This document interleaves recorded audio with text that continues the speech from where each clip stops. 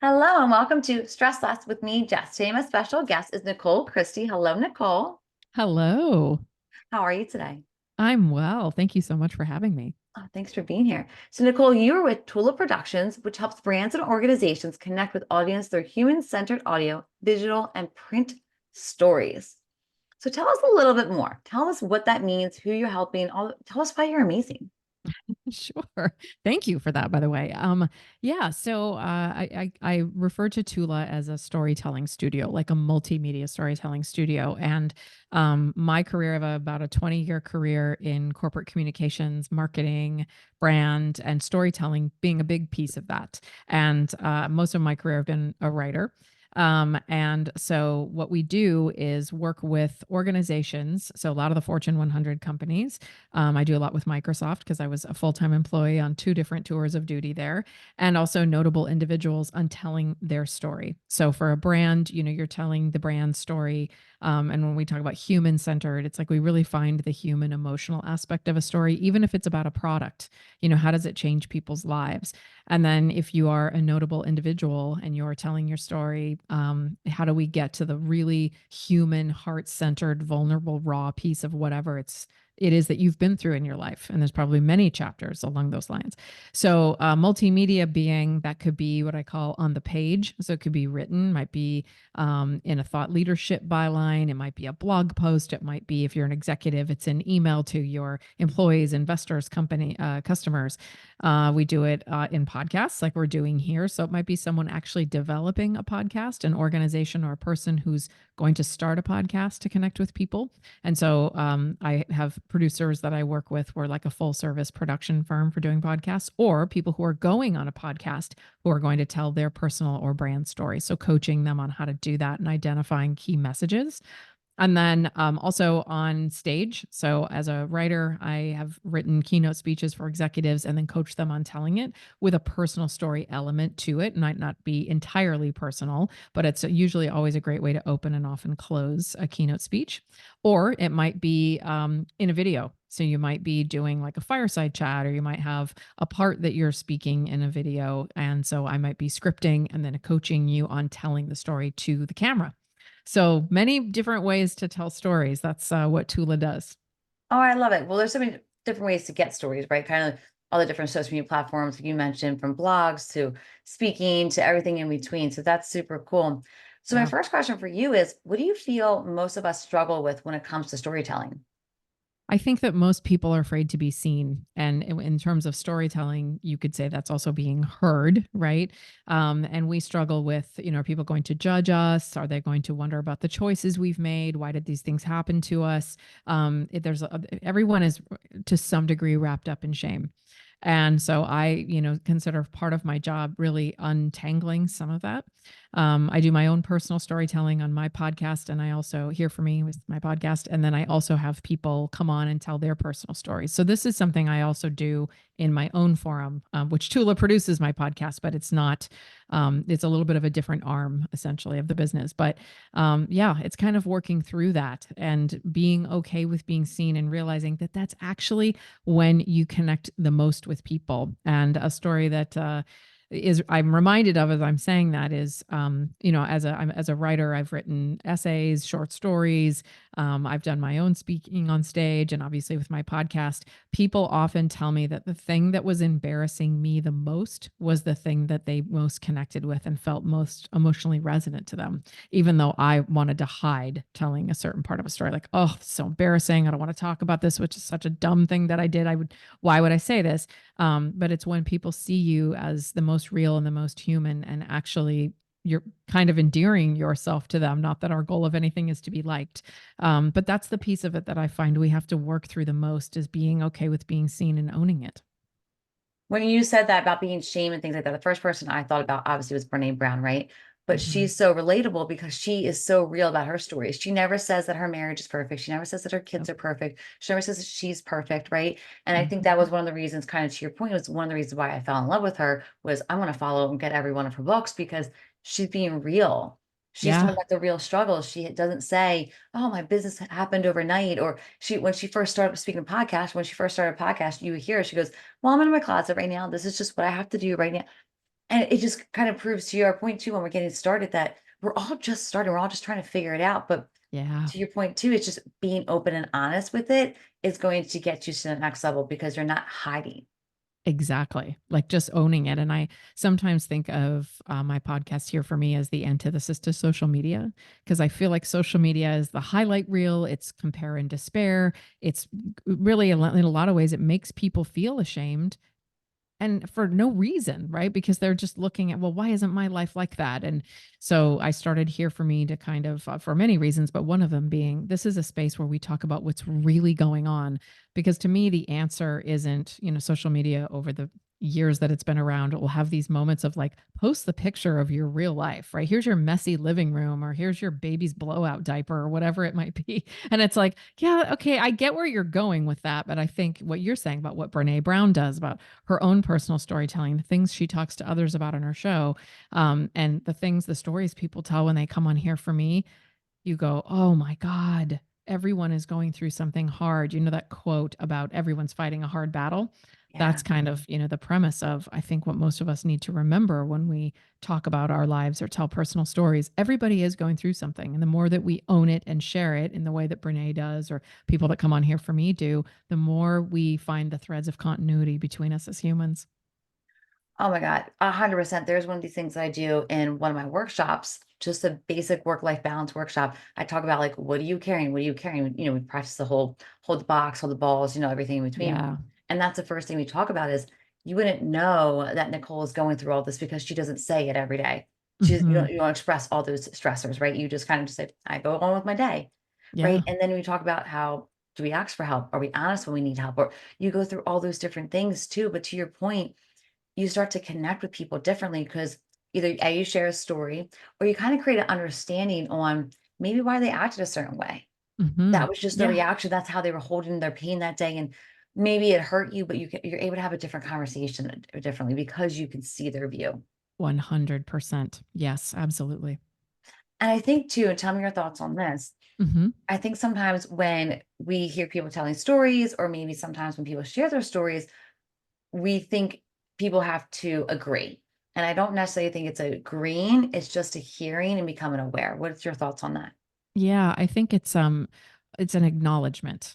Like I see you. We don't have to agree or be on the same page even, but I understand. Like I acknowledge you for going through that. I understand why it might or maybe you don't even understand. You're just like I see you. And I think Yes. that's also an important part of connecting. I think it's if you think about conversations we have about diversity, equity, inclusion, belonging, that's where it starts of acknowledging someone's pain, someone's path, I won't get into it, but things like systemic racism, right? Things just seeing that and going, yes, this is real. This happened to you, and I hold space for that. That's really where it starts. And sometimes that's also where it might end because you can't go further than that to understand someone's personal journey. But just seeing it and also just hopefully feeling less alone. And I talked about those threads of continuity. Where's somewhere where someone felt alone, you also felt alone. It could be very different experiences that cause that, but that still creates a connection. Yes. Oh, I love this so much. No, you're right. There's that connection, but you said the word acknowledgement, which I love because I think a lot of times we use the word acceptance as, Hmm. oh, that's nothing I can Yeah. do about it. Just have to accept the way it is. But when you Yep. use that word acknowledgement, it means something so much bigger, right? Going back Yeah. to, I don't have to agree. I don't even have to fully understand, but I'm becoming aware. I'm Hmm. acknowledging. Oh, Yes. so Exactly. badass. Exactly. Exactly. I wish more people would do it. So we're starting this conversation here, I guess. And that's the end of our show. No, And we're good. And we're we're good. good. Everybody's on the same page. That's it. We solved the world problem. We Uh, did. no, but I think, what do you think? You talked about, people not sharing their story because of, maybe it was that shame, being seen. Have you seen, like you said, you saw people connect with you. Have you seen when other people, maybe on your podcast or when you worked with somebody, have you seen those connections in real life where you're like, heard that story? Yeah. Do you have a story where you could tell that? Yeah. Like in person or people that Just I've in general. Yeah. Have you like helped a client, tell her story and then you saw something come from it because they told their story? Oh, totally. I mean, I guess thinking about here for me specifically, the podcast, I've had, I usually kick off the season with a solo episode where I tell a story from my own life. And then we do interviews for the remainder of the season. I have had many people, literally like many, I want to say several, but that's not even true, reach out to me and say, I left a relationship. Left a job. I have a friend that is a VP of communications at a major pharmaceutical company and said, you've inspired me to finally go out and become a teacher. She's in her 50s. She's like, this is it. I'm going to leave. I'm going to go. Will you write one of my recommendation letters? I was like, absolutely. I've known her for 20 years. So that sort of, people being feeling connected, feeling seen, just listening to someone else's story, someone else letting their guard down and being vulnerable and seeing themselves in it. I've had people reach out to say, here for me, helped me do that. Or I got therapy. I'm going to go get a new job. I'm taking time off, whatever it might be. And that's when, you kind of know that you're making a difference. And it just feels really good to feel like, oh, this just simple act of storytelling. And I don't want to simplify it in that people coming on the show and talking about things that are painful is easy for them. But to see the ripple effect of that, I absolutely see that. I would say at least weekly, if not a couple of times a week. How powerful. Oh, I love that so much. Especially Yeah. from being on your own podcast, right? It's yours, you create it, you work on it, right? And for you to get close relationships saying something and even extend it from that. And I think with Josh meant too, there was some big transitions, but there was some quote unquote small transitions, but you Yeah. saw some type of move. And again, like how powerful, you Yeah. know? Exactly. Exactly. That's what you want to see in the world. Yeah. Yeah.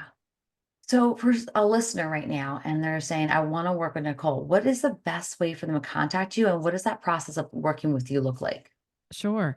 The best way to contact me, I'm in a couple of different places. So my website, NicoleChristie.com, NicoleChristie, or on Instagram, Nicole J. Christie. So you can contact me and connect with me in either place. But yeah, I mean, whether you are an organization, like you work for a company and maybe you're doing some storytelling as part of your work, and it tends to fall in like a communications or marketing space, but I've also done a lot of work with HR departments and the kind of work that they do, which is super human centered. So reach out to me either those ways, or you're an individual who has a story. So maybe you are an author or someone who needs to go on a podcast because your business is blossoming and you want to reach your audience that way. So working with people to tell their story in those forums as well. So just a couple of different ways. And again, it could be more of a corporate storytelling or it could be more of an individual storytelling. But yeah, I work with both.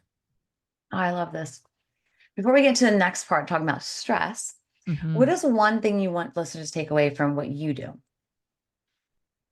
I think it's the quote that I mentioned before. So I don't want to take, and it's attributed to like E. E. Cummings. It's also attributed to other things. But I think remembering that everybody's really fighting a hard battle. And I'm somebody that has a very optimistic, ebullient personality and have walked through fire for the last 4 years. Some serious health issues as in an abusive marriage. I got divorced. All that happened during a pandemic. And I think people forget that if you show up with, a good attitude and a smile on your face, it is not a sign that everything is hunky dory in your life. So I try to remember that just walking through the world, to treat everybody kindly and know everyone has something that they're battling, that they're dealing with. It could be their own personal battle or someone that they love or something in their work. So that's kind of what I try to do on here for me, is get people to realize that by listening to those real stories, feel less alone in their own journey, but also have more empathy for the people around them. So beautiful. All right, Nicole, question. Hmm. What would have relaxed you tell a stressed out you? A relaxed me would tell a stressed out me to realize that this too shall pass. I think that when we're in the moment, it's kind of like, I'm going to say a bunch of trite things, but Do you it. survive 100% of your bad days, right? So when you look Yeah. back and go, remember that thing, even if it was horrible, you got through it. So Yeah. just remember, you will get through this. You will. Now, I have had some health issues where they told me you might die because of this. And also was like, okay, just sitting with that, being like, what's going to happen is going to happen, and just being in the present moment, feel everything that you're going through. Feel everything. Feel the anger, feel the sadness, feel the fear, all of it. I think we live in a culture where everyone is sort of encouraged to not do that. I was that person for many years. And that person suffered and struggled a lot because I believed I wasn't entitled to what we would say are negative emotions. They're not negative emotions, it's a 360-degree full on spectrum of emotion. So allow yourself to move through that and be depressed. And then what does it take when you're feeling down? If you're scared or whatever, what sort of survival mechanisms, whether that's journaling or meditating. But yeah, that's a lot of different things. But yeah, my younger self has actually advised me multiple times over the last few years to remember all of that. There's so many great nuggets you mentioned, right? I think one you said, and my favorite quote that I take away all the time is, "You've survived 100% of your hardest days." Yeah. Because, like you said, there's been days that you didn't think you were going to survive, and now look at you. There were months ago, years ago, and you're going, "Oh yeah, Yeah. I did do that. I can do it Hmm. again." But Yes. I think to the flip side too is, just because you're going to survive it, just because you survived the hardest stage, just because you may have been air quoting the crap out of this worse, Yep. right? Hmm. Doesn't mean you're not validated to feel frustrated, angry, annoyed, irritable. You're allowed to Yeah. still feel all those feelings. And to your point, feel them. There's Hmm. nothing wrong with being upset. There's nothing wrong with being frustrated. There's nothing wrong with being angry. Not And at to your all. point too, is that we're told, oh, you have to be grateful. Well, for sure. Yeah. But to get there, you have to go through all the motions. The way I try to tell people is, the heart monitor goes up and down, just like your Hmm. life goes up and down. If it was just one straight flat, you're not surviving, you're not living, Yeah, right? exactly. You want it to go up and down because that's how life is. And how Totally. cool. I How love the cool, heart rate, monitor. That is 100% true. I right? often call it, you can't find the silver lining until you acknowledge the cloud. So Right. the silver lining's inside a whole bunch of yuck. So if you're Yeah. not looking at the yuck, if you find a silver lining, I don't know which one you're talking about, right? Because you haven't acknowledged this is crappy, whatever you're going through. So same, if just be like, oh, this really sucks, and sit in that. I mean, what you talked about being grateful, and there's nothing wrong with gratitude, but I think our culture encourages people to bypass. Just get to the lesson, just see the lesson, see the blessing as soon as you possibly can. Go to the place of gratitude right away instead of being like, you know what? I was treated horribly during this experience, or I really lost something that I cared about, or, whatever. My health is, going to crap at the moment. The things that you feel because of that are totally valid. What you're saying, those are valid Alex, feelings. yes. If you don't feel them, they will come back to you at a time that is very inopportune, which is how I learned that lesson. It came out at the wrong time. It ruined relationships that was not the person's fault. It's like, oh boy, you got to go through this and feel it as it's hitting Yes. you. Otherwise, it's also hard to untangle when it hits you at an inopportune time because you don't know why you're feeling it. You're like, why am I upset? And then you feel like you've lost your mind. But if you feel it in the moment, the grief or whatever, you're like, I understand why I'm feeling that. Do yourself the favor of honoring your emotions in the moment. And I'm laughing over here because I've been through all of those, right? Uh huh. Definitely lashed out at somebody, cried into the wrong moment, all the things. But Yeah. also X amount months later, I'm feeling all of it, or that situation happens. I'm going, why? Why am I upset? Why? Well, let's just talk about what happened 6 months ago. Let's start there. Yeah, exactly. But then you have to sit and go, wait a second, whereas otherwise you're like fully aware of why I'm feeling this. And others are fully aware of why you're feeling it, as opposed to Yeah. what's wrong. And you're like, I actually don't know. And that's not a helpful. Now you have this uncertainty to unpack on top of already being upset about something that's like delayed grief. Oh yeah. And then you go down that rabbit hole. I should know I'm not good. Yep. You just added on that whole rabbit hole again. And yeah, Yeah. that Feel it in the spiral. moment. It's awful, but it's simpler. And I'm also a big fan of efficiency. And so, I've been through therapy for off and on for like 20 plus years. Just knowing that you are, um, you're just going to feel things like in the moment and being okay with it. It's faster. Right? Just I rip like the Band-Aid things to off. go fast. Yeah, I've had therapists go, "Okay, we're going to do EMDR. It's really painful, but it's efficient. You're going to go through a lot of pain really quickly." I'm like, "Sign me up. I do not Where want to do I delay where that." do I agree at? Yeah, exactly. Like I don't want to experience that 6 months down the road when I, like we were saying, you don't understand why, but like it will be intense, but you walk through the fire that much more quickly if you just give into it. I can't remember if it was Michelle Obama. I think she was the one getting interviewed. I'm pretty sure it was her. But anyway, somebody to that degree was talking, and they had said the same thing. If there was like an advice that they would give somebody is Hmm. walk through the fire. Just walk through Yep. the fire. Yeah. But Nicole, we're gonna get right into the lightning round now. Are you ready? Ready. Let's do it. What movie, book, or TV show changed your life? Um, oh, I want to pick all of them. um, I'm gonna go. This is a book that I have been reading more recently, and I've given copies of it to a number of people. And it is a book by the author Brianna Wiest, and it's called Ceremony. I know there are other books in the past. I'm an avid reader, but this is the one that's top of mind. It's kind of a combination of poetry and prose. So Brianna Wiest is sort of an inspirational author. And I got divorced last year, and a friend sent me the book Ceremony to arrive at my house while I was out of town while my now ex-husband moved out. And when I came home, that book was waiting for me. And it was the thing that triggered the grieving process and the walking through fire, just reading it. It was like, holy crap, I feel seen. These are exactly the words that I need. It is a permanent fixture on my nightstand.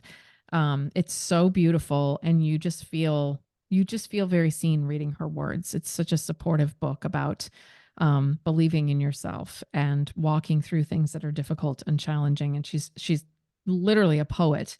So that changed my life because it triggered a grieving process literally within 2 hours that I needed to go through for the next probably 10 months of my life. My next question was going to be, what was the kindest thing someone ever did for you? And I'm wondering if there's two in the same story.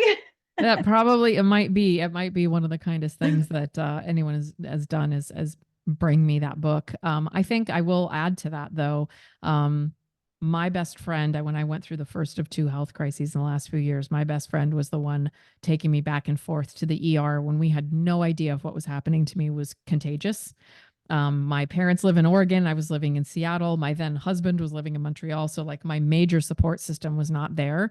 And my best friend walked out of meetings, was like, I'm getting to work right now. I'm going in telling them I'm not coming to the meeting and I'm turning around and taking you to the ER. And she did that twice while she's Lysoling. This is pre-COVID. This is like June of 2019. Lysol wiping her dash, not knowing, and I'm feeling terrible. Like, I don't want to give you whatever this is. Turns out she was not going to get it, but we didn't know what was wrong with me. And I will never, ever forget that. Like, and then she stayed with me and sat next to me in the ER and held my hand while they gave me IV meds and tried to help me. Ultimately, I had to be admitted to the hospital for a week, but that was without question. And then she took me to Wendy's for a Frosty afterwards because I had mouth sores and nothing felt good. So she said, I'm going to take you to Wendy's, get you Frosty. Yeah, I'll never forget it. Yes, it's why I love her more than probably anyone else. And I think my last comment is that we tend to not surround ourselves with people like that, and Mm, realizing, just like you set standards everywhere on your life, where it's your job, significant other, doesn't matter, your friends are the same way. And yeah, I have a very similar friend, actually, I have a couple of ones that are very, very similar in that sense. And you get to talk about that and be like, no, this is real relationships. There's real people out there like that. And yeah. talking about grateful, gratitude, all those things, that is something will always stay on the top, is like people like Hmm. that in my life for sure. So I love hearing stories like that and knowing that more people have relationships like that, because they want other people to hear those stories and Yeah, it realize that exists. they exist. It's not a Yeah. fairy tale. Yeah. Yep. Yep. Nicole, I cannot thank you enough for being on here and enlightening us with your story. And just, I feel no matter where you are, what you're doing, someone got something from the story. So I just would appreciate you. Thank you so much for having me.